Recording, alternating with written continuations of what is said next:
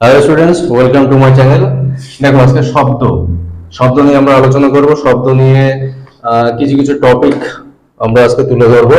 তার মধ্যে ফার্স্ট টপিকে যেটা আছে সেটা বলেছে ম্যাক সংখ্যা। দেখো, ম্যাক সংখ্যা বলতে বোঝাচ্ছে যে কোনো বস্তুর গতিবেগ এবং বায়ুতে শব্দের গতিবেগের অনুপাতকে বলা হচ্ছে ম্যাক সংখ্যা। তাহলে আমরা ম্যাক সংখ্যা কি জানলাম, যে বস্তুর গতিবেগ বা শব্দের গতিবেগ কিসে, বায়ুতে, এদের দুজনের অনুপাতকে বলা হচ্ছে ম্যাক সংখ্যা।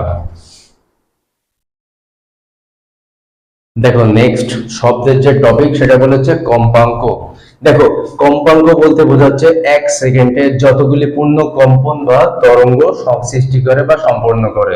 তাহলে কম্পাঙ্ক বলতে বোঝায় এক সেকেন্ডে যতগুলি পূর্ণ কম্পন সৃষ্টি করে, তাকে বলা হচ্ছে কম্পাঙ্ক। আচ্ছা, আমরা না কম্পাঙ্ক এবং পর্যায়কালের মধ্যে একটা সম্পর্ক জানি। কি জিনিস?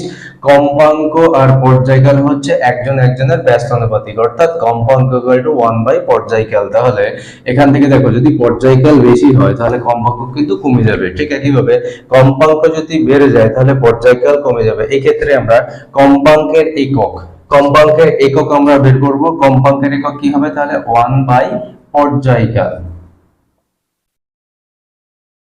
দেখো, পর্যায়কালের একক হচ্ছে 1/সেকেন্ড।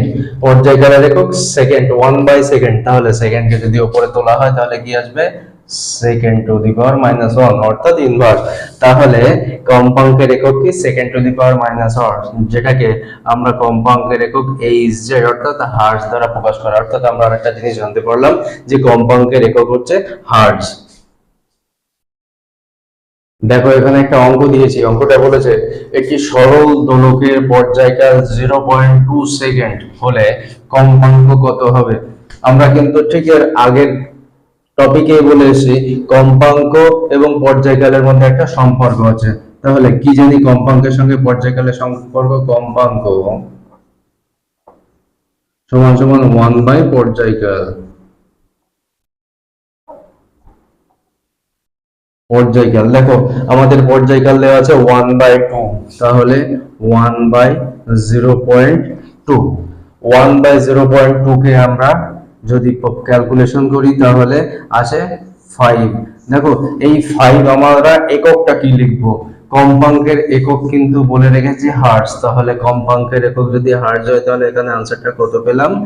5 হার্টজ। অর্থাৎ 1/0.2 কে ক্যালকুলেশন করলে 5 কিভাবে আসে? দেখো, 2/10।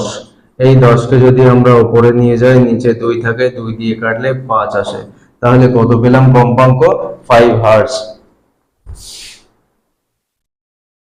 দেখো, এখানে আরেকটা ফর্মুলা আমরা ইউজ করব, সেটা হচ্ছে কম্পাঙ্ক তরঙ্গ বেগ এবং তরঙ্গ দৈর্ঘ্যের মধ্যে একটা সম্পর্ক রয়েছে, যে সম্পর্ক দিয়ে আমাদের অনেক অঙ্ক করতে হবে।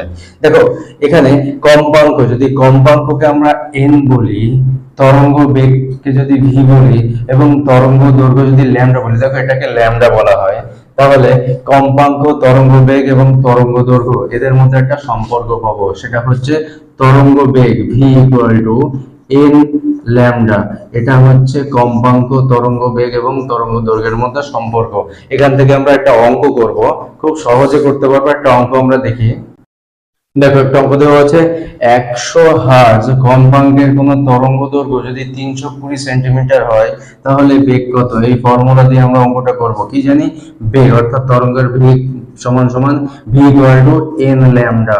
দেখো, n অর্থাৎ কি বলেছে? n হচ্ছে কম্পাঙ্ক। কম্পাঙ্ক কত দেওয়া আছে? দেখো, n দেওয়া আছে কত? n দেওয়া আছে 100 হার্জ।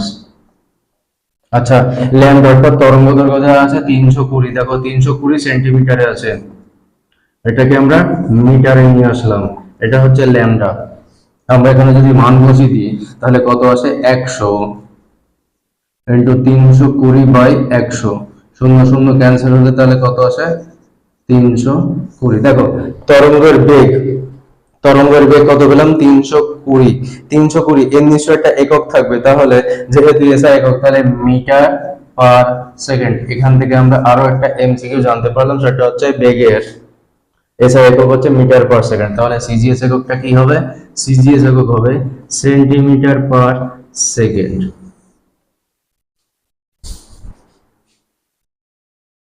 দেখো এখানে শব্দ থেকে 6টা এমসিকিউ আমি রেখেছি। এখানে শব্দের ইম্পর্টেন্ট কিছু প্রশ্নের মধ্যে 5টা 6টা বলছি। তার মধ্যে প্রথম বলেছে শব্দ তরঙ্গ। দেখো শব্দ তরঙ্গ হচ্ছে এক প্রকার অনুদৈর্ঘ্য তরঙ্গ, অর্থাৎ শব্দ তরঙ্গ কি তরঙ্গ? অনুদৈর্ঘ্য তরঙ্গ। ঠিক একইভাবে শব্দ তরঙ্গ যদি অনুদৈর্ঘ্য তরঙ্গ হয়, তাহলে আলোক তরঙ্গ হচ্ছে তির্যক তরঙ্গ। মনে রাখতে হবে শব্দ এবং আলোক সম্পূর্ণ বিপরীত একটা প্রক্রিয়া। শব্দ তরঙ্গ অনুদৈর্ঘ্য, আলোক তরঙ্গ তির্যক তরঙ্গ। দেখো বায়ুতে শব্দের গতিবেগ হচ্ছে 332 মিটার পার সেকেন্ড। এটা একটা ফিক্সড মান, যেটা মুখস্থ রাখতে হবে। বায়ুতে শব্দের গতিবেগ 332 মিটার পার সেকেন্ড। দেখো সোনার, এই যে সোনার, এই সোনার শব্দটার সম্পূর্ণ অর্থ হচ্ছে sound navigation and ranging. Sound navigation and ranging. আচ্ছা, ককলিয়া। দেখো ককলিয়া হচ্ছে কানের একটা পার্ট। সেটা কোন কানের কোন পার্ট বলেছে? কানের অন্তঃকর্ণ। অর্থাৎ ককলিয়া হচ্ছে অন্তঃকর্ণের একটা পার্ট বা অংশ। দেখো লাস্টে যেটা বলেছে শব্দের তীব্রতা। দেখো শব্দের তীব্রতা মাপা হয় হচ্ছে ডেসিবেল এককে। ডেসিবেল এককে শব্দের তীব্রতা মাপা হয়। আর একটা কথা, 65 ডেসিবেলের শব্দ, 65-র পর যদি শব্দের তীব্রতা হয়, তারপর থেকে কিন্তু শব্দ দূষণ শুরু হয়। অর্থাৎ 65 ডেসিবেলের পরে যদি শব্দের তীব্রতা বেড়ে যায়, তারপর থেকে শব্দ দূষণ হয়।